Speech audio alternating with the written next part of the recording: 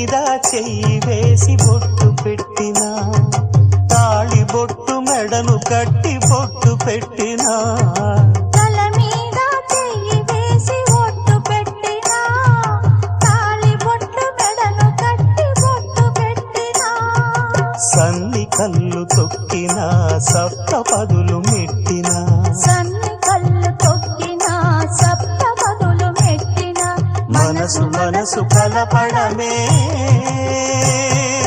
మంత్రం పరమార్థం. శ్రీరస్తు శుభమస్తు, శ్రీరస్తు శుభమస్తు.